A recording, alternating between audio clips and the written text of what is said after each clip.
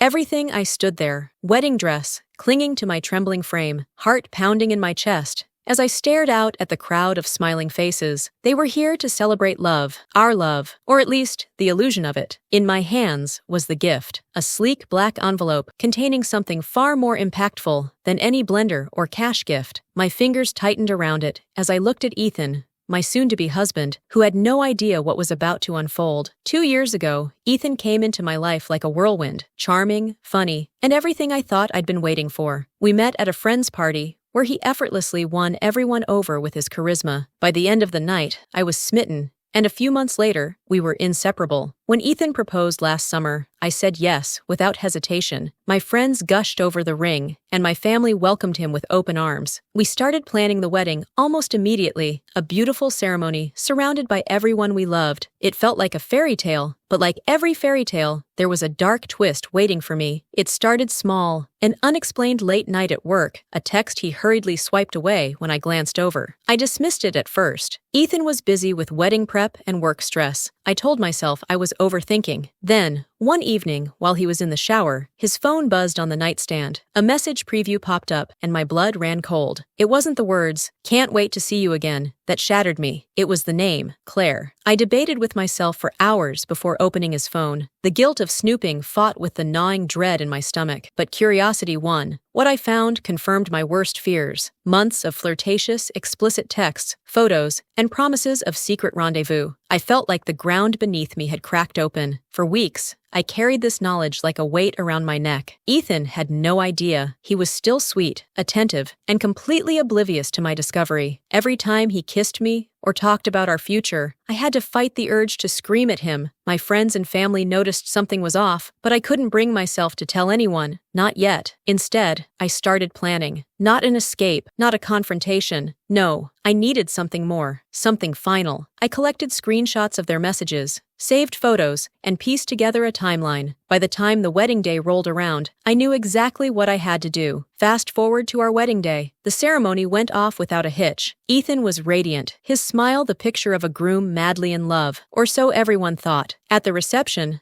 I insisted on giving a speech, something personal, to thank everyone for being there. Ethan beamed at me. As I stepped up to the microphone, I took a deep breath, gripping the black envelope in my hand. "Thank you all for coming," I began, my voice steady despite the adrenaline coursing through me. "Today is supposed to be a celebration of love and trust, but before we continue, there's something I need to share." I glanced at Ethan, his smile faltering ever so slightly. "Good. Marriage is built on honesty, so I think it's only fair I start ours by being completely truthful." I opened the envelope and held up the first screenshot. Gasps rippled through the room. Ethan's face turned ghostly white as I began to read aloud the messages he had sent to Claire. The crowd, once filled with laughter and joy, fell silent, save for a few shocked whispers. By the time I finished, Ethan was stammering, begging me to stop. "It's not what it looks like," he pleaded, reaching for me. I stepped back. "Ethan," I said, my voice finally cracking, "you didn't just betray me, you betrayed everyone here who believed in you." Tears blurred my vision, but I refused to let them fall. "I deserve better," I whispered into the microphone before walking out of the hall, leaving him to face the consequences of his actions alone. In the weeks that followed, the fallout was messy. Mutual friends were divided, and family members tried to smooth things over, but I stood firm. I moved out of our shared apartment, blocked Ethan's number, and started focusing on myself. Surprisingly, I didn't feel as broken as I thought I would. Exposing him wasn't just revenge, it was a reclamation of my dignity. I wasn't going to let his lies define me or my future. Now, months later, I've started over. I'm still healing, but I'm stronger than I ever thought I could be. And if there's one thing I've learned, it's this. Sometimes the best wedding gift you can give yourself is the truth. Would you confront a cheater like I did? Or was I too harsh? Let me know in the comments. I'd love to hear your thoughts.